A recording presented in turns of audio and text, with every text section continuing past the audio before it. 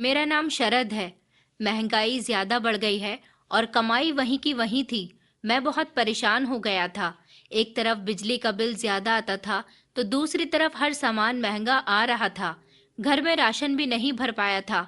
अपनी पत्नी से मैंने कहा कि घर का खर्च सोच समझकर किया करो। मेरी पत्नी ज्यादातर घर के काम अपने मायके जाकर करने लगी थी और वहां से वापस वो मेरे लिए खाना भी बनाकर लाया करती थी। मैं खुश था कि वो मेरा ख्याल रख रही थी। जब एक दिन वो फिर से अपने मायके गई तो मैं उसके पीछे चला गया था, लेकिन ये देखकर मैं दंग रह गया कि वहां पर तो मैं एक दिन ऑफिस से घर आया तो मेरी जेब में सैलरी का लिफाफा था। मुझे कुछ सुकून हुआ था कि पूरे महीने की मेहनत का सिला आखिरकार हाथ में आ गया था। मैं सोच रहा था कि इस बार जरूर कुछ बचत कर पाऊंगा। मैं घर में दाखिल हुआ तो मेरी पत्नी किचन में काम कर रही थी। मैंने सोफे पर बैठते हुए गहरी सांस ली और उससे कहा कि मोनिका, जरा बाहर आकर देखो तो इस बार खर्चे का हिसाब किताब कितना हो गया। वो हाथ में हिसाब की किताब लेकर जल्दी से आ गई, जिसमें हर महीने के खर्च का हिसाब दर्ज होता था। हमने मिलकर खर्चों की लिस्ट बनानी शुरू की। किराया, राशन, बच्चों के स्कूल की फीस, दवाइयों का खर्च और बाकी छोटे मोटे खर्चे। मुझे फिक्र होने लगी थी। मैंने मोनिका से कहा, मोनिका, मुझे लगता है कि इस बार भी कुछ नहीं बचेगा। मुझे इस तरह परेशान देखकर मोनिका ने सर हिलाया और मुस्कुराते हुए कहने लगी कि कोई बात नहीं, सब ठीक हो जाएगा। मगर उसकी बात से मुझे तसल्ली नहीं मिली थी, क्योंकि मैं जानता था कि हालात बहुत तंग हो चुके हैं। अचानक मोनिका को कुछ याद आया और वो जल्दी से भागकर अंदर की तरफ गई। मैंने हैरानी से उसे भागते हुए देखा तो कुछ ही देर बाद वो वापस आई तो उसके हाथ में एक सफेद रंग का कागज था। उसने वो कागज मेरे आगे रखा। वो देखकर मैं शॉक्ड रह गया था। ये बिजली का बिल था और उसमें जितनी रकम थी उसे देखकर तो मेरे होश उड़ गए थे। मैंने गुस्से से मोनिका से पूछा, ये क्या है? बिल इतना ज्यादा क्यों आया है? क्या चला रही हो तुम? मोनिका ने नजर झुका ली और धीमी सी आवाज में कहने लगी कि आप जानते तो हो कि बच्चों को टीवी देखना कितना पसंद है। सारा दिन बच्चे घर में ही रहते हैं, बार बार मुझे टीवी खोलने की जिद करते हैं, तो मजबूरन मुझे टीवी खोलना ही पड़ता है। और कपड़े धोने के लिए भी एक दो बार मशीन लगा ली थी। आपको पता तो है कि सर्दियों के कपड़े कितने हैवी होते हैं, हाथ से नहीं धुलते। मोनिका की बात सुनकर मेरा सब्र खत्म हो चुका था। मैंने कहा, तुम्हें बच्चों को टीवी से दूर रखना चाहिए, बल्कि उनका ध्यान पढ़ाई लिखाई पर लगाना चाहिए। और मैंने तुमसे कहा था कि वॉशिंग मशीन सिर्फ महीने में 2 बार ही इस्तेमाल किया करो। तुम्हें पता है कि ये बिजली का बिल कितना ज्यादा है? मेरी एक महीने की सैलरी से भी ज्यादा आया है। क्या तुम्हें नहीं पता कि मैं किस हालात से गुजर रहा हूँ? मोनिका कहने लगी कि इसमें मेरी क्या गलती है? टीवी के लिए बच्चे जिद करते हैं और सर्दियों में मैं अगर हाथ से कपड़े धोने लगी तो मैं बीमार हो जाऊंगी। मैंने कहा, तो क्या अब मैं इस बिल को जमा करने के लिए उधार पकड़ लूं? मैंने गुस्से से कहा, मोनिका, अब ज्यादा फालतू बिजली इस्तेमाल नहीं होगी। खबरदार, जो अब तुमने बच्चों को टीवी खोलकर दिया तो या फिर वॉशिंग मशीन का इस्तेमाल किया, और घर में लाइट भी सिर्फ एक ही ऑन करना, मोटर भी सिर्फ दिन में एक ही बार चलना चाहिए। मोनिका की आंखों में नमी आ गई, मगर वो भी चुप सुन रही थी और कहने लगी, तो फिर बताइए, ठंडे पानी से कैसे कपड़े धोऊं? सर्दी से पानी भी बहुत ठंडा आता है। ऊपर से हाथ से कपड़ों को धोना, मेरे शरीर की तो जान ही निकल जाती है। और ये बात आप आराम से भी तो कह सकते हैं, इतना चिल्लाने की क्या जरूरत है? मैंने गुस्से से कहा कि जब पूरे महीने की सैलरी बिल जमा करने में ही निकल जाएगी तो मैं आराम से कैसे बात करूं? मोनिका, तुम्हें ये समझना होगा कि हम किस हाल में हैं। फिजूल खर्ची करना बंद करो, वरना। वरना क्या? मोनिका ने पहली बार मेरी बात काटकर कहा था। आपको तो हमेशा बस अपनी ही परेशानी नजर आती है। मेरी तकलीफ के बारे में आपने कभी सोचा ही नहीं।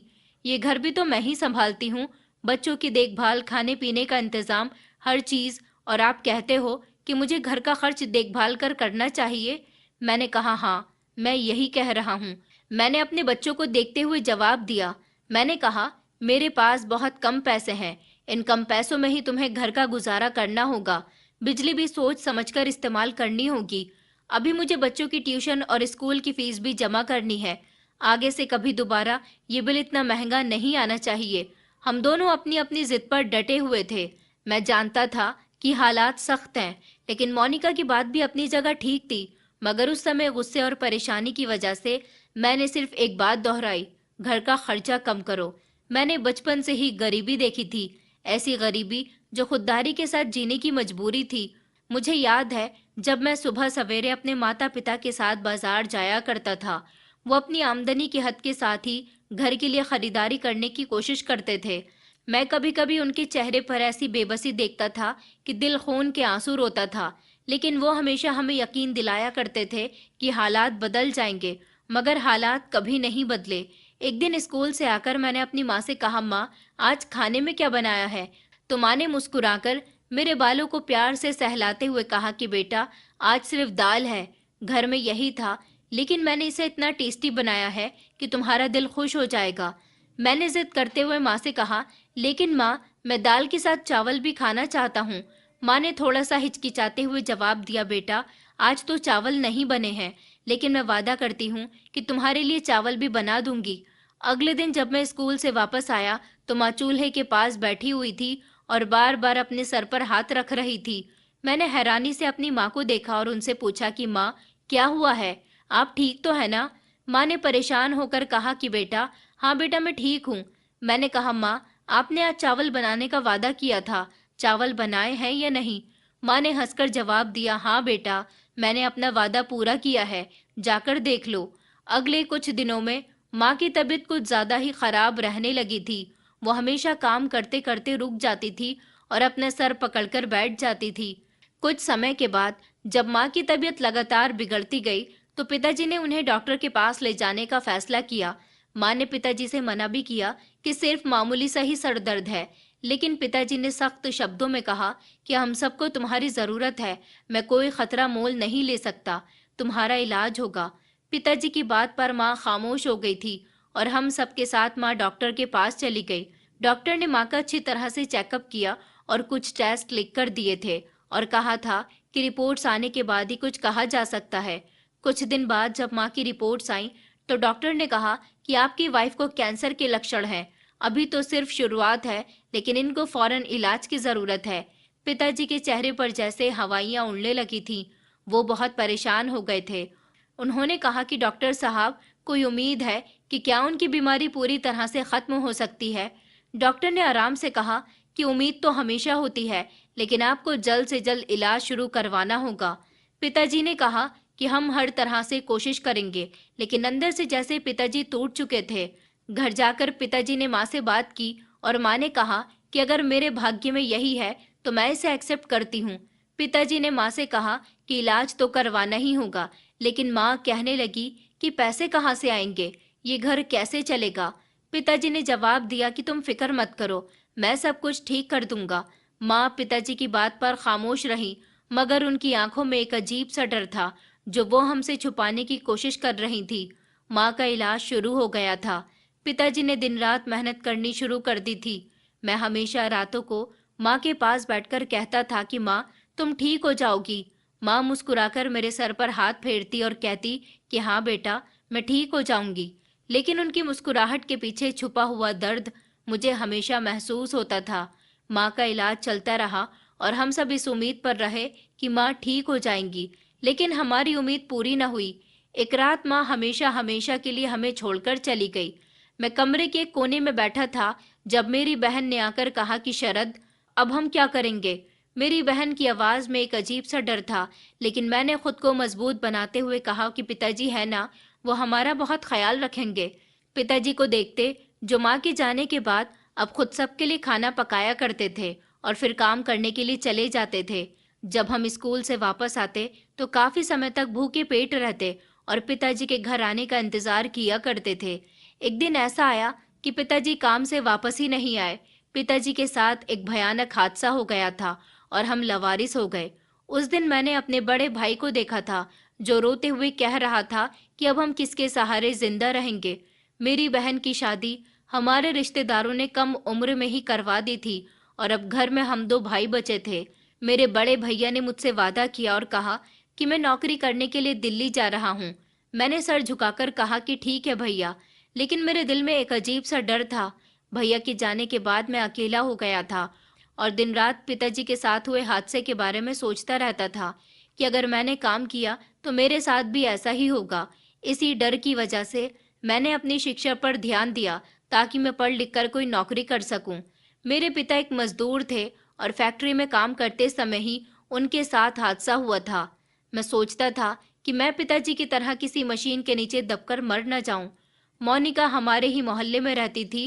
वो एक अच्छी फैमिली से बिलोंग करती थी। हम दोनों बचपन से ही एक दूसरे को देखते आ रहे थे, लेकिन कभी हम दोनों ने बात नहीं की थी। एक दिन बस स्टॉप पर मुझे चीख सुनाई दी। चीख सुनकर मैंने पीछे मुड़कर देखा तो दो लड़के उसके आगे खड़े थे और एक लड़का उसके हाथ को मजबूती से पकड़कर खड़ा हुआ था और वो चिल्ला चिल्लाकर कह रही थी कि छोड़ दो मुझे, छोड़ दो मेरा हाथ, क्या कर रहे हो तुम लोग।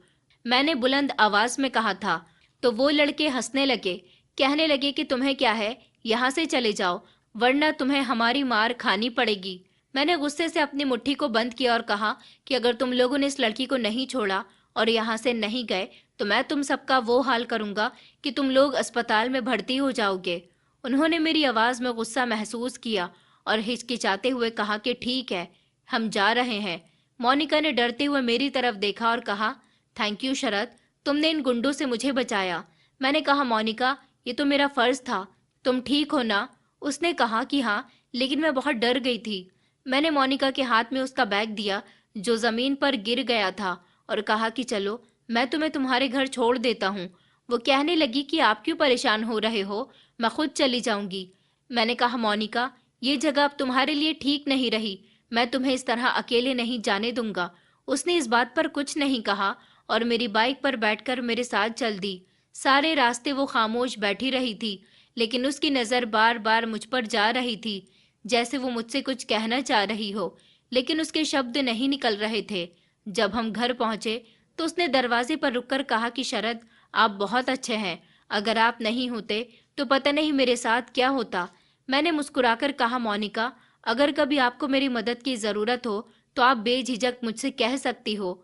उसने हल्की सी स्माइल के साथ कहा, ओके थैंक यू, और अपने घर के अंदर चली गई। कुछ दिनों के बाद मैं मोहल्ले की एक दुकान पर खड़ा था जब वहीं पर मोनिका भी आ गई। उसने मुझे देखा और कहने लगी कि कैसे हो आप। मैंने कहा कि ठीक हूँ, आप कैसी हो। तो वो हंसते हुए कहने लगी कि जी मैं भी ठीक हूँ, मैं आपके उस एहसान को कभी नहीं भूल सकती। उस दिन के बाद हमारी मुलाकात हमेशा ही होने लगी थी, कभी रास्ते में तो कभी दुकान पर, और हम दोनों एक दूसरे के बारे में भी जानकारी रखने लगे थे। एक दिन मोनिका ने मुझसे कहा कि आपको पता है आप बहुत अलग हो। मैंने कहा, अलग मतलब। मोनिका कहने लगी कि जैसे कि आपके अंदर एक हमदर्दी है जो आजकल किसी में नजर नहीं आती। मैंने हंसते हुए कहा कि मोनिका ये तुम्हारी नजरों का कमाल है। वो सीरियस होकर कहने लगी कि शरद, मैं सच कह रही हूँ और शायद यही बात मुझे आपके करीब आने पर मजबूर कर देती है। उस मुलाकात के बाद मैंने महसूस किया कि मोनिका न सिर्फ मुझसे बात करना पसंद करती थी बल्कि मेरा ख्याल भी रखने लगी थी। एक दिन मोनिका मेरे पास आई और कहने लगी कि शरद, आपके भाई भी चले गए और बहन की भी शादी हो गई है, अब तो आप अकेले रह गए हैं, आपने अपनी जिंदगी के बारे में क्या सोचा। मैंने कहा, मोनिका मैं जब भी जिंदगी में आगे बढ़ने की कोशिश करता हूँ तो पता नहीं क्यों मेरी हिम्मत खत्म हो जाती है। बचपन के हादसों ने मुझे बहुत कमजोर बना दिया है। मोनिका ने कहा, लेकिन मुझे ऐसा नहीं लगता। मुझे लगता है कि आप तो बहुत स्ट्रांग इंसान हो, क्योंकि जिस तरह आप अकेले होकर भी अपने कैरेक्टर को साफ रखते हो, मुझे लगता है कि आपसे ज्यादा मजबूत कोई हो ही नहीं सकता। मैंने हैरान होकर कहा कि तुम्हें लगता है कि मैं स्ट्रांग हूँ। वो कहने लगी कि हाँ, क्योंकि मैंने आपको हमेशा एक ऐसे इंसान के रूप में देखा है जो किसी भी मुश्किल से घबराता नहीं है। मोनिका की बातों ने मेरे दिल में एक अजीब सा सुकून पैदा कर दिया था, लेकिन इसके साथ ही मुझे ये भी एहसास हुआ कि मोनिका की बातें सिर्फ हमदर्दी नहीं है, बल्कि वो मेरे लिए कुछ स्पेशल महसूस करती है और शायद यही बात मुझे आगे बढ़ने का हौसला दे सकती थी। हम दोनों खामोश होकर एक दूसरे को देखने लगे थे और फिर मोनिका ने अपनी चुप्पी तोड़ते हुए कहा कि शरद, मैं आपसे मोहब्बत करने लगी हूँ और इसीलिए मैं चाहती हूँ कि आप एक कामयाब इंसान बने ताकि मैं अपने घर वालों के सामने गर्व के साथ आपका हाथ थाम सकूं। मैं कुछ देर तो खामोश रहा और उसके बाद कहने लगा कि शायद तुम ठीक कह रही हो, लेकिन मैं अभी अपने अंदर वो भरोसा महसूस नहीं कर रहा। मोनिका ने कहा कि शरद, समय सब कुछ बदल देता है, आपको पहला कदम उठाना ही होगा। मैंने सर हिलाकर कहा कि ठीक है, मैं कोशिश करूंगा, लेकिन दिल के किसी कोने में यह एहसास था कि मोनिका का ये यकीन और उसकी मोहब्बत शायद मेरे लिए एक नई उम्मीद की किरण बन सकता है। इस सोच ने मुझे आगे बढ़ने की हिम्मत दी थी।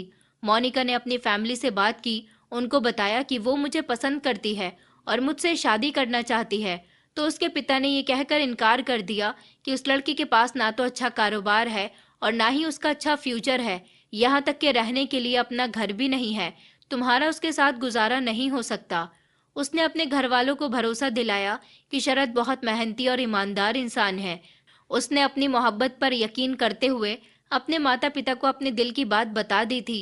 उसके पेरेंट्स ने कहा था कि वो लड़का तुम्हारे सपने पूरे नहीं कर सकेगा, लेकिन मोनिका का कहना था कि मैं शादी करूंगी तो सिर्फ शरद से ही करूंगी, क्योंकि अब मेरी जिंदगी का मकसद शरद के साथ रहना और उनसे शादी करना ही है। वो मेरे लिए हमेशा एक मजबूत सहारा बनेंगे। मोनिका के पेरेंट्स ने सख्ती से कहा था कि अगर तुम्हें हमारी इज्जत का जरा भी ख्याल है तो कभी ये बात अपनी जुबान पर मत लाना, और अगर तुम्हें अपनी जिद पूरी करनी है तो तुम अपनी मर्जी से जो चाहे वो कर सकती हो, लेकिन अगर कभी तुम्हें दुख मिले तो हमारे पास लौटकर मत आना। मोनिका ने अपने माता पिता को भरोसा दिलाया था कि पिताजी, मैं कभी आपको निराश नहीं करूंगी। आप देखना, मेरी जिंदगी शरद के साथ कामयाब होगी और आप सब लोग मुझ पर गर्व करोगे। मोनिका से मेरी शादी हो गई थी। वो मेरी जिंदगी में एक नई रोशनी लेकर आई थी। शादी के बाद मैंने मोनिका से कहा कि तुम्हारे आने से मुझे अपनी जिंदगी का मकसद मिल गया। वो तो मेरी ही खुशी में खुश हो जाया करती थी। उसका भी यही कहना था कि मेरी जिंदगी भी कामयाब हो गई। वो मुझ पर बहुत भरोसा करती थी। मेरे साथ शादी करने के लिए उसने अपने माता पिता की नाराजगी भी मोल ले ली थी। उसने कहा कि आप मेरा सपना थे और आपकी मोहब्बत मेरी जिंदगी की सबसे बड़ी ताकत है। जब हमारा पहला बेटा पैदा हुआ तो मैं अपनी खुशी को शब्दों में बयान नहीं कर सकता था। मोनिका के पिता का बिहेवियर देखकर मुझे महसूस हुआ कि अब मेरे लिए उनके दिल में जगह बन गई है। उसकी माँ और बहनें भी मेरे साथ बहुत खुश थीं। उन लोगों ने हमारे घर आना जाना शुरू कर दिया था। वही लोग मेरी पत्नी और मेरे बेटे की देखभाल करते थे। मैं भी अपनी ससुराल जाने लगा था। इस तरह हमारी जिंदगी में खुशियां ही खुशियां आ गई थी। मेरे बच्चे की आने की खुशी में सबने मुझे बहुत बधाइयां दी थी। ससुराल में मेरे लिए एक छोटा सा प्रोग्राम रखा गया था जो मेरे ससुर ने स्पेशल मेरे और आने वाले बच्चे के लिए रखा था। वक्त तो गुजरता गया और मेरे 3 बेटे हो गए थे। मेरी जिंदगी का मकसद अब मेरी पत्नी और बच्चों की जिंदगी को सारी फैसिलिटीज देना था। दिन ब दिन बढ़ती हुई महंगाई ने मेरी कमर तोड़ कर रख दी थी। जिस नौकरी से पहले मेरी पत्नी और मैं खुशहाल जिंदगी गुजार रहे थे, अब उसी नौकरी की सैलरी से कुछ नहीं हो पा रहा था। हमारे बच्चे बड़े हो गए थे और स्कूल जाने लगे थे। बच्चों के स्कूल की फीस, कभी बीमारी तो कभी कोई जरूरत सामने आ जाती थी। मोनिका ने हर कदम पर मेरा साथ दिया था, लेकिन पिछले कुछ महीने से इलेक्ट्रॉनिक चीजों की वजह से बिजली का बिल हर बार ज्यादा से ज्यादा आने लगा था। इस बार तो हद ही हो गई थी। मुझे मिलने वाली सैलरी से ज्यादा तो बिजली का बिल आने लगा था। मैं अच्छी तरह से जानता था कि मेरी पत्नी बहुत हिसाब से बिजली इस्तेमाल करती है, लेकिन सर्दी भी ज्यादा हो रही थी और बच्चों को स्कूल जाने के लिए साफ सुथरी यूनिफॉर्म की जरूरत होती थी। घर में राशन डलवाऊं या लाइट का बिल भरूं, इसी परेशानी में मैंने मोनिका को भी डांट दिया था। मेरी पत्नी खामोश हो गई थी, लेकिन उसकी आंखों से लाचारी साफ दिखाई दे रही थी। उसने धीरे से कहा कि मैं तो घर का खर्च बहुत संभाल कर उठाती हूँ, फिजूल खर्ची भी नहीं करती, लेकिन बच्चों की जरूरतें कैसे इग्नोर कर सकती हूँ। मेरी पत्नी की आंखों में आंसू थे। मैं खामोश हो गया था, लेकिन अंदर से टूट चुका था। मुझे खुद पर भी गुस्सा आ रहा था और हालात पर भी। मैं वहीं बैठकर सोचने लगा था कि आखिर कब तक ये मुश्किलें आती रहेंगी। मजबूरन मैंने अपनी पूरी सैलरी बिजली के बिल में दे दी थी। सामान की लिस्ट भी मेरी जेब में पड़ी हुई थी। मैं थका हारा जब घर वापस आया तो मेरी पत्नी के चेहरे पर वही मुस्कुराहट थी जो हमेशा मेरी थकान को मिटाने के लिए काफी होती थी। उसने कहा कि आज आपको आने में देर हो गई है, आप बैठ जाइए, मैं आपके लिए चाय बनाकर लाती हूँ। मैंने कहा कि मैं बहुत परेशान हूँ, मैं तुम्हें क्या बताऊँ। मेरी बात पर मोनिका ने मुझे हैरान होकर देखा और कहने लगी कि क्या बात है, सब ठीक तो है ना। मैंने कहा ठीक कहाँ से होगा, महंगाई और ये जिंदगी के काम जैसे बोझ बन गए हैं। उसने कहा खुलकर बताइए क्या बात है। मैंने उसे बताया कि आज मैंने बिजली का बिल जमा करवा दिया और मेरी सारी सैलरी इसी में चली गई। मेरी पत्नी हैरान हो गई थी। उसने कहा ये कैसे हो सकता है, अब पूरे महीने गुजारा कैसे होगा। मेरे पास उसे देने के लिए कोई जवाब नहीं था, लेकिन हमेशा की तरह उसने मुझसे हिम्मत जाहिर करते हुए कहा और तसल्ली दी कि शरद, आप ज्यादा परेशान न हो, पिछले महीने का थोड़ा सा राशन अभी बचा हुआ है, 20-22 दिन इसी तरह से निकल जाएंगे, फिर आगे हम उधार ले सकेंगे। मोनिका ने मेरे हाथ थामते हुए कहा था, मैं जानती हूँ कि आपकी जिम्मेदारी आपको कितना परेशान कर रही है, लेकिन आपको मुझ पर भरोसा है ना? मैंने कहा, भरोसा तो बहुत है, लेकिन हालात तो हमारा साथ नहीं दे रहे। मोनिका ने कहा कि शरद, आपको याद है जब हमने शादी की थी तो हमारे पास कुछ भी नहीं था, लेकिन हमने मिलकर सब कुछ बनाया। आज भी हम साथ हैं और आपको कोई भी परेशानी अकेले नहीं झेलनी पड़ेगी। मैंने अपनी पत्नी की आंखों में देखा था, जहां एक अजीब सा सुकून था, जैसे वो मेरी जिंदगी में सब कुछ ठीक कर देगी। उसके बाद मेरी पत्नी मेरे लिए चाय बनाकर ले आई और चाय पीने के बाद मैं सोफे पर लेट गया था और सोचने लगा था कि किस्मत ने मेरे साथ कितने खेल खेले थे। माता पिता भाई बहन सब कुछ छीन लिया था, लेकिन अब इन सब की भरपाई जैसे मोनिका को देखकर हो जाती थी। वो मेरी सबसे बड़ी ताकत थी। मेरी पत्नी के पास हमेशा हर प्रॉब्लम का सॉल्यूशन होता था। जब मेरी आंख खुली तो मेरी पत्नी मेरे बराबर में फिर से मुझसे बातें करने के लिए बैठ गई थी। उसने फिर से मुझे तसल्ली दी और कहने लगी कि सब कुछ ठीक हो जाएगा। मैंने कहा, लेकिन परेशानियां खत्म होने का नाम ही नहीं ले रही। मेरी पत्नी कहने लगी कि जिंदगी में परेशानियां तो आती जाती रहती हैं, आप देखना हम दोनों मिलकर सब कुछ ठीक कर लेंगे। मैंने अपनी पत्नी की तरफ ध्यान से देखा। वो मेरी परेशानी खत्म करने के लिए क्या कुछ नहीं करती थी। बच्चों की देखभाल, घर के काम, मेरी ज़रूरतें बहुत अच्छे से संभालती थी। ऊपर से मेरी प्रॉब्लम का सॉल्यूशन भी ढूंढ लेती थी। उस दिन मेरी पत्नी की बातों ने मुझे इतना सुकून दिया था कि मैं हर परेशानी को भूल गया था। सुबह के समय मेरी पत्नी को ढेर सारे काम होते थे। बच्चों को तैयार करना, उनका लंच बनाकर उन्हें स्कूल भेजना और मेरे लिए नाश्ता बनाना और मेरा लंच तैयार करना, यहाँ तक कि घर की साफ सफाई भी। वो किसी रोबोट की तरह काम करती थी। मैंने अपनी पत्नी को समझाया था कि अपनी सेहत का भी ख्याल रखा करो। ये कहकर मैं अपने ऑफिस जाने के लिए घर से निकल रहा था, जब मेरी पत्नी ने मुझे दरवाजे पर ही रोक लिया और कहने लगी कि शरद, आज मुझे मम्मी की तरफ छोड़ देना, मैं वहां पर थोड़े बहुत काम निपटा लूंगी। सोच रही हूँ कि बिजली के बिल के साथ साथ गैस का बिल भी बहुत आने लगा है। मैंने कल गोभी खरीद ली थी, तो वहीं से ही खाना बनाकर ले आऊंगी और मुझे कपड़े भी धोने हैं। इस महीने वैसे भी बहुत संभल कर गुजारा करना है, तो मम्मी की वॉशिंग मशीन में कपड़े धो लूंगी और प्रेस भी वहीं पर कर लूंगी। मैंने चौंक कर कहा कि तुम्हें क्या जरूरत है मायके जाने की? उसने कहा, तो फिर ये सारे काम कैसे होंगे? कपड़े हाथ से धोने पड़ेंगे, जिसमें ज्यादा समय लगेगा, और सर्दियों के दिन है, धूप भी नहीं निकल रही। मशीन से तो कपड़े सूख भी जाते हैं, कपड़े सूखेंगे भी नहीं और उन पर प्रेस भी नहीं हो पाएगी। इसलिए कहती हूँ कि वहीं पर ये सारे काम कर लूंगी। और बिजली का बिल भी कितना ज्यादा आ रहा है। अगर मैंने बिजली ज्यादा इस्तेमाल की तो आपकी पूरी सैलरी फिर से उसी में वेस्ट हो जाएगी। मैंने थोड़ी बेचैनी से कहा कि ये सब तो ठीक है, लेकिन तुम्हारे घर वाले क्या सोचेंगे? मोनिका ने कहा कि वो मेरी फैमिली है, उन्हें हमारी कंडीशन का अच्छे से आइडिया है और वो कभी कुछ गलत नहीं सोचेंगे। मैंने धीमी सी मुस्कान के साथ कहा कि अच्छा ठीक है, चलो मैं तुम्हें छोड़ आता हूँ। बच्चों को मुझे अपने साथ स्कूल छोड़ना था। पहले मैंने मोनिका को उसके घर छोड़ दिया था, उसके बाद बच्चों को स्कूल के लिए लेकर निकल गया था। मैंने मोनिका से कह दिया था कि वापसी में मैं तुम्हें लेने के लिए आ जाऊंगा। ऑफिस जाते समय मैं सारे रास्ते यही सोचता रहा कि जिंदगी कितनी अजीब हो गई है, कभी महंगाई, कभी बिजली का बिल और कभी जरूरत की कमी। लेकिन मेरी पत्नी का हौसला हमेशा मुझे हौसला देता था। वो हर परेशानी को अपनी मुस्कुराहट से हल्का कर देती थी। सारा दिन ऑफिस में काम करते हुए मेरे दिल में मोनिका का ख्याल आया।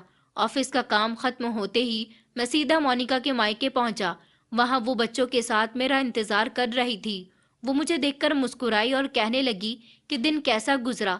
मैंने कहा कि बहुत अच्छा गुजरा, और तुम्हारी इस मुस्कान से तो मेरी थकान भी उतर गई है। मेरी पत्नी ने जल्दी से गरम गरम खाना मेरे आगे रख दिया और कहने लगी, आज मैं घर से ही खाना बनाकर लाई हूँ, आपको आते ही खाना चाहिए होता है ना? आपकी पसंद की आलू गोभी की सब्जी बनाई है। आलू गोभी की सब्जी मेरे बच्चे भी बहुत शौक से खाते थे। उस दिन के बाद से अब हर दिन मोनिका अपने मायके जाकर घर का कोई ना कोई काम निपटा लिया करती थी और साथ ही खाना भी वहीं से बनाकर लाया करती थी।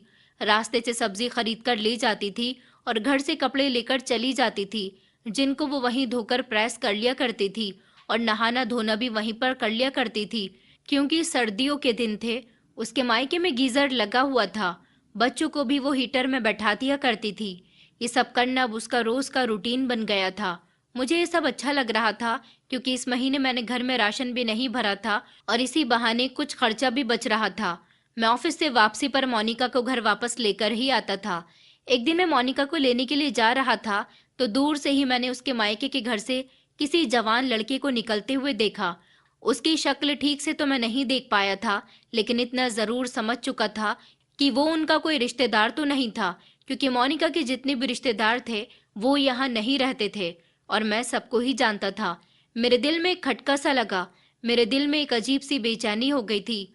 वो तस्वीर बार बार मेरे दिमाग में घूम रही थी, मेरी पत्नी का मायके में होना और एक अजनबी नौजवान का वहां से निकलना।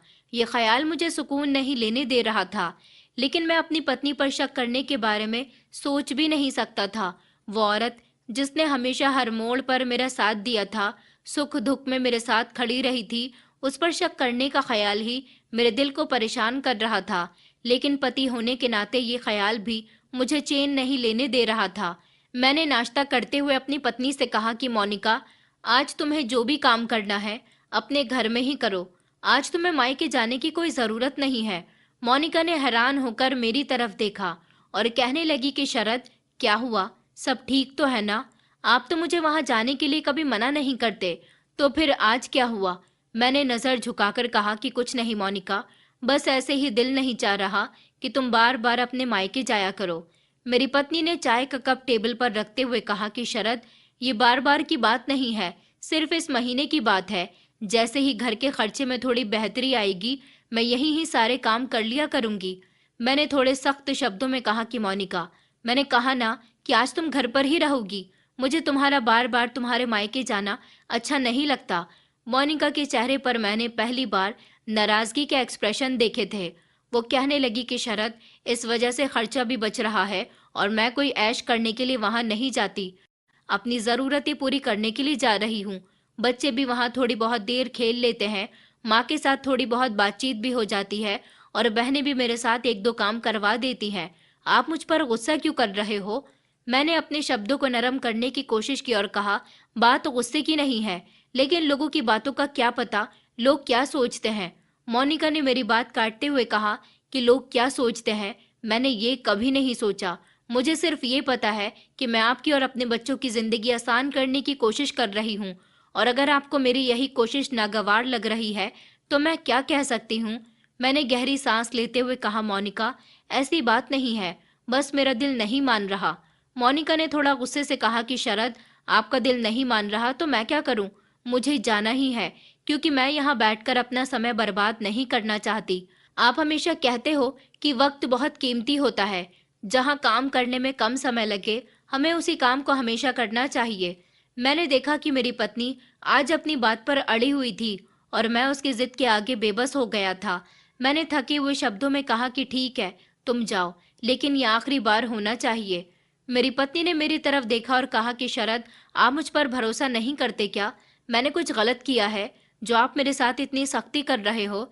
मैंने कहा, मोनिका, बात भरोसे की नहीं है। मैं नहीं चाहता कि किसी वजह से हमारे रिश्ते पर कोई बात आए।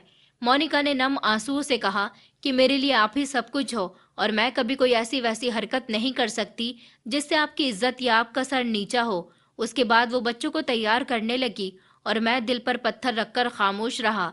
मोनिका के मायके जाने तक के रास्ते में हम दोनों के बीच खामोशी छाई रही। मैंने दिल में सोचा कि यह खामोशी मोनिका को भी महसूस हो रही होगी, लेकिन उसने एक शब्द भी नहीं कहा। मायके पहुंचकर वो कहने लगी कि शरद, शाम को मुझे लेते हुए चले जाना। मैंने बिना कुछ कहे सर हिला दिया था, लेकिन मेरे दिल में ये ख्याल बार बार आ रहा था कि वो अजनबी लड़का कौन था और मोनिका ने आज पहली बार इतनी जिद क्यों की थी। ऑफिस पहुंचकर भी मैं सारा दिन इसी सब के बारे में सोचता रहा था। काम में भी मेरा दिल नहीं लग रहा था। हर समय मैं यही सोचता रहा कि क्या मैं मोनिका से इस बारे में खुलकर बात कर सकता हूँ, क्या खामोश रहूं? लेकिन इस खामोशी ने मुझे अंदर से खोखला कर दिया था। मैं उस दिन एक अजीब सा एक्सक्यूज लेकर ऑफिस से निकल आया था। समय से पहले काम करना मेरी आदत में शामिल नहीं था, लेकिन आज दिल का हाल कुछ ऐसा था जैसे कोई चोर चोरी का इरादा कर रहा हो। अपनी पत्नी पर मैं कभी शक करने के बारे में सोच भी नहीं सकता था, लेकिन वो जवान लड़का जो पहले उनके घर से निकला था, वो सवाल बनकर मेरे दिलो दिमाग में घूम रहा था। मैंने सोचा कि आज हकीकत का सामना कर ही लेता हूँ और अपनी आंखों से देखूंगा कि वहां पर क्या हो रहा है। लेकिन जैसे ही मैं अपनी पत्नी के मायके की गली में पहुंचा, मेरा दिल अजीब तरह से कांपने लगा था। मैंने खुद को समझाने की कोशिश की, शरद, कि कुछ नहीं होगा, सब कुछ ठीक हो जाएगा, ये सब तुम्हारे दिलो दिमाग का वहम है। लेकिन ये वो मेरी हिम्मत को खत्म करने के लिए काफी था। मैंने खुद को वहीं पर रोक लिया। मैं गेट पर जा सकता था और ना मुझ में किसी को देखने की हिम्मत थी। मैं दूर खड़ा उनके गेट को तके जा रहा था और टाइम भी गुजर रहा था। हर गुजरा हुआ समय मेरे दिल की धड़कन को तेज कर रहा था। मेरा दिल चाह रहा था कि मैं सब छोड़कर वापस चला जाऊं, लेकिन फिर ख्याल आया कि आज सच्चाई पता नहीं की तो शक मेरी जिंदगी का सुकून बर्बाद कर देगा। इसी इंतजार में न जाने कितनी देर गुजर गई थी, लेकिन फिर वही नजर मेरी आंखों के सामने आ गई। मेरे ससुराल के गेट से फिर से एक जवान लड़का निकला था, और ये वही लड़का था जिसको मैं एक बार और पहले देख चुका था। इसका अंदाज बहुत ही अजीब तरह का था, ऐसा अंदाज जैसे वो बार बार यहाँ आता हो और जानता हूँ कि उसे कोई नहीं रखेगा। मैं वहीं खड़ा रहा था, मेरे कदम जैसे बंद हो गए थे। मैं चाहकर भी आगे नहीं बढ़ सका। मेरा मन तो कर रहा था कि मैं वहीं से उसे आवाज दूं और उसे पकड़कर पूछूं कि तुम कौन हो और यहाँ पर क्या कर रहे हो, लेकिन मेरे शब्द मेरी जुबान का साथ नहीं दे रहे थे। मैं दिल ही दिल में अपने आप को बुरा भला कह रहा था कि शरद, तुम कितने बुज़दिल इंसान हो, तुम इससे बात क्यों नहीं कर लेते। लेकिन मेरे दिल का एक हिस्सा मुझसे कह रहा था कि नहीं शरद, मोनिका तुम्हारी पत्नी है, उस पर शक करना बहुत बड़ा पाप है, और अगर ये सब तुम्हारी सोच का धोखा हुआ तो मोनिका के दिल को कितनी ठेस पहुंचेगी और फिर तुम उसे क्या जवाब दोगे। मैंने वहीं से वापस जाने का फैसला किया, लेकिन जमीन ने मेरे कदम जकड़ लिए थे। आगे बढ़ना मेरे लिए मुश्किल हो रहा था। हर कदम के साथ एक सवाल मेरे दिमाग में उभर रहा था, क्या वो जवान लड़का मेरी पत्नी का जानने वाला था। मेरी पत्नी की बहनें अभी इतनी भी जवान नहीं थी कि उनका किसी लड़के के साथ कुछ चल रहा होता। अपनी बहनों में सबसे बड़ी और सुंदर मेरी पत्नी ही थी। उससे छोटी दो बहनें थीं, एक का तो रिश्ता लगा हुआ था, जबकि दूसरी वाली अभी बहुत छोटी थी। मगर मेरी पत्नी ने कभी मुझे इस बारे में नहीं बताया, तो क्या वो कोई बात छुपा रही थी। लेकिन मोनिका जैसी औरत जो अपनी जिंदगी के हर फैसले में मेरा साथ देती रही हो, वो क्यों मुझसे कुछ छुपाएगी। मैंने अपने दिल को संभालने की कोशिश की कि मुझे अपनी पत्नी से बात करनी चाहिए, लेकिन मैं सवाल कैसे करूंगा, कहीं वो नाराज ना हो जाए, और अगर वो नाराज हुई तो हमारे रिश्ते पर क्या असर पड़ेगा। मोनिका जैसी औरत को खोना मेरे लिए मौत के बराबर था। मोनिका के साथ वहां से वापसी के रास्ते पर मेरी सोच वहीं की वहीं थी। मेरे दिमाग में जंग छिड़ रही थी और मैं किसी भी अंजाम पर नहीं पहुंच पा रहा था।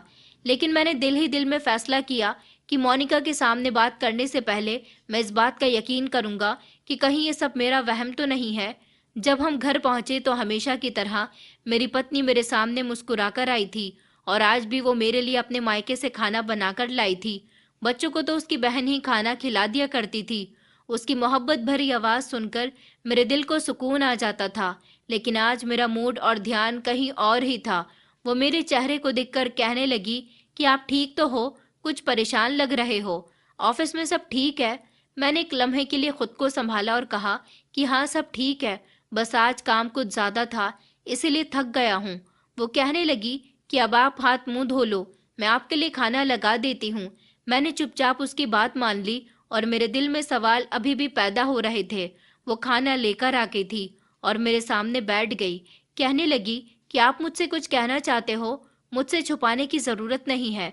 मैंने उसकी तरफ देखा। उसके चेहरे पर मासूमियत और मोहब्बत अभी भी थी, जो हमेशा ही नजर आती थी। उसकी तरफ गौर से देख रहा था। मैं उसके चेहरे को देखकर ये आइडिया लगाने की कोशिश कर रहा था, क्या वो मुझसे कुछ छुपाने की कोशिश कर रही है, लेकिन मैं ये समझ नहीं पाया था। ऑफिस में सुबह से ही काम बहुत ज्यादा था। मेरे दिमाग में मेरी पत्नी के रवैये का ख्याल और दिल में शक का बोझ था। मैं कोई फैसला नहीं कर पा रहा था। उसके मायके जाने की जिद और वहां बार बार जाने को कहना मेरे दिल में एक बोझ सा पैदा कर रहा था। किसी उलझन में मैंने सोचा कि आज ऑफिस से जल्दी छुट्टी लेकर अपनी पत्नी से बात कर ही लूंगा, लेकिन बॉस के केबिन में पहुंचते ही उनका चेहरा देखकर मुझे आइडिया हो गया था कि आज छुट्टी लेना कोई आसान काम नहीं होगा। मैंने बॉस के पास आकर कहा कि आज मेरी तबीयत ठीक नहीं है, क्या मैं जल्दी घर जा सकता हूँ। बॉस ने सर उठाए बिना ही फाइल पर सिग्नेचर करते हुए कहा, ये कौन सी नई बात है, हर दूसरे तीसरे दिन तुम्हें कोई ना कोई परेशानी होती ही है। ऑफिस का काम तुमसे ठीक से नहीं होता, ऊपर से छुट्टी का कह रहे हो। तुम्हारी परफॉर्मेंस पहले ही बहुत खराब है और तुम्हें इस बात का कोई एहसास नहीं है। मैंने हिचकिचाते हुए कहा, आज सच में मेरी तबीयत ठीक नहीं है, प्लीज आप मुझे परमिशन दे दें। उन्होंने कहा, क्या तुम्हें अंदाजा है इस महीने तुमने कितनी छुट्टियां ली हैं? तुम्हारी टीम के लोग तुम्हारे बारे में क्या कहते हैं? उन्हें लगता है कि तुम्हारी गैर मौजूदगी काम पर बोझ डाल रही है। अगर तुम्हें अपनी नौकरी प्यारी है तो अपनी हरकतों से बाज आ जाओ और अपने केबिन में जाकर काम करो। बॉस के शब्द मुझे बहुत बुरे लगे थे, लेकिन मैं क्या कह सकता था? नौकरी का डर मेरे हाथ बांध चुका था। मैंने खामोशी से सर हिलाया और अपने केबिन की तरफ वापस लौट आया था। एक तरफ मेरी पत्नी के साथ और दूसरी तरफ ऑफिस की परेशानियां, सब कुछ जैसे एक साथ ही मुझ पर आ पहुंची थी। वक्त गुजरता जा रहा था और मेरी बेचैनी भी बढ़ती जा रही थी। ऑफिस से निकलते निकलते आज मुझे काफी देर हो गई थी और मैं जल्दी जल्दी अपनी पत्नी के मायके की तरफ रवाना हो गया। रास्ते में मेरे दिल में एक ही ख्याल था, आज के आज अपनी पत्नी से हर हाल में बात करनी है और ये मामला खत्म करना है। मोनिका को लेने पहुंचा तो वो गेट पर मेरा इंतजार कर रही थी। मैंने दूर से ही उसे खड़े देख लिया। मेरे दिल में एक अजीब सा गुस्सा भर गया था। मैंने गुस्से से कहा, मोनिका, तुम्हें दरवाजे पर खड़े होने की क्या जरूरत थी? वो कहने लगी कि आप लेट हो गए थे, इसलिए मुझे परेशानी हो रही थी कि कहीं आपको कुछ हो ना गया हो, और फिर बच्चों को भी फिक्र हो रही थी।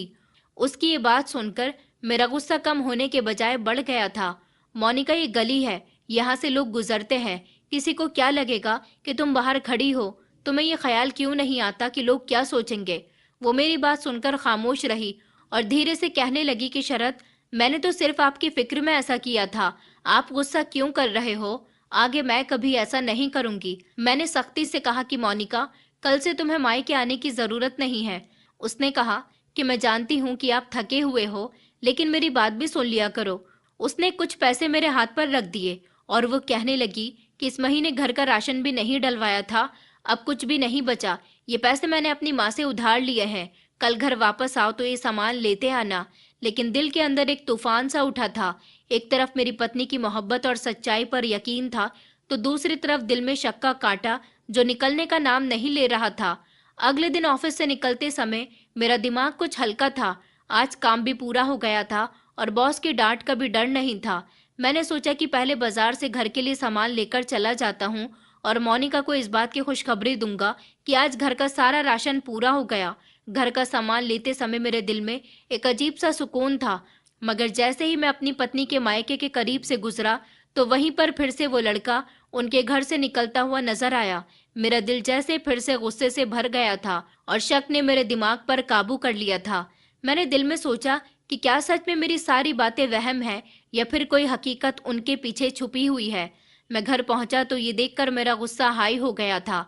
मोनिका घर पर मौजूद नहीं थी। मैंने हाथ में पड़ा हुआ सामान जमीन पर पटक दिया और अपने दिल की उलझन में उलझता हुआ सोफे पर बैठ गया था। मेरे दिमाग में उसी लड़के का चेहरा और अपनी पत्नी की जिद बार बार घूम रही थी। मेरे शक को हिम्मत मिल रही थी और मेरे अंदर का तूफान बढ़ता जा रहा था। थोड़ी देर में मेरी पत्नी घर के अंदर दाखिल हुई और मुझे देखकर हैरानी से कहने लगी कि आज आप इतनी जल्दी कैसे आ गए? पर जैसे ही उसकी नज़र जमीन पर गिरे सामान पर पड़ी, उसने उसे समेटना शुरू कर दिया।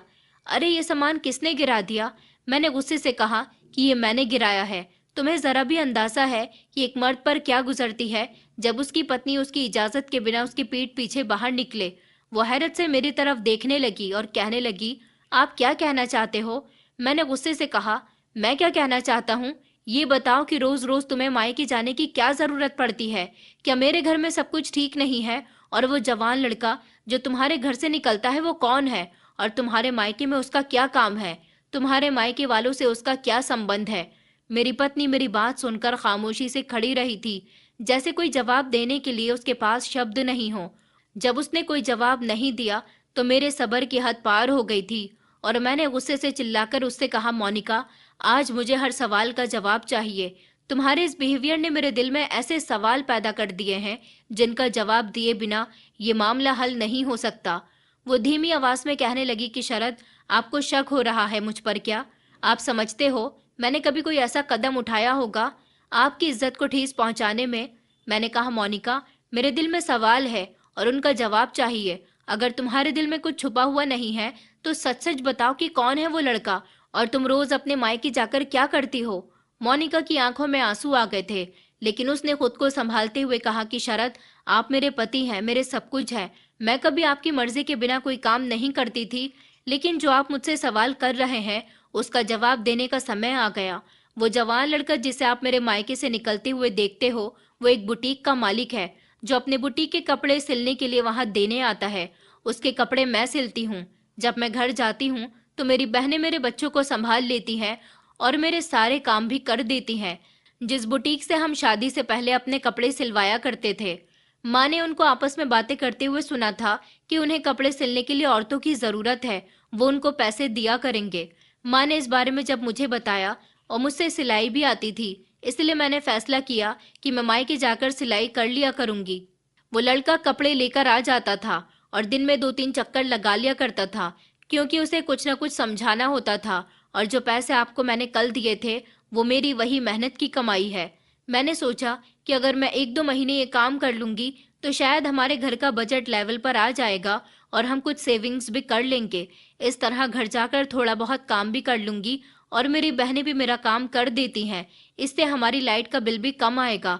बस आपके बारे में सोचते हुए ही मैंने ये सब कुछ किया। ये सुनकर मैं हैरान रह गया था। मेरी पत्नी ने कहा कि आपके कंधों पर खर्चों का बोझ कम करने के लिए मैंने ये कदम उठाया था, क्योंकि मैं जानती थी कि अगर मैं आपसे इस बात का जिक्र करूंगी तो आप कभी भी मुझे ये काम करने की परमिशन नहीं देंगे। मैंने आपसे झूठ नहीं बोला, सिर्फ आपकी हालत को देखते हुए खामोशी जाहिर की। मेरे अंदर जैसे कोई तूफान थम गया था। मेरी पत्नी की बातों ने मेरे दिल में सुकून कर दिया था। मेरे दिल में शर्मिंदगी पैदा हो गई थी। मैंने आगे बढ़कर अपनी पत्नी का हाथ थाम लिया और कहा कि मैं तुमसे माफी मांगना चाहता हूँ। मैंने तुम्हारी नियत पर शक किया और तुम्हारी फीलिंग्स को तकलीफ पहुंचाई।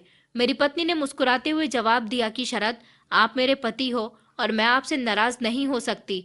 आपकी फिक्र और मोहब्बत ही तो मेरे लिए सब कुछ है। लेकिन आइंदा अगर कोई बात हो तो मुझसे पूछ लिया करो। शक दिलों में दूरियां पैदा कर देता है।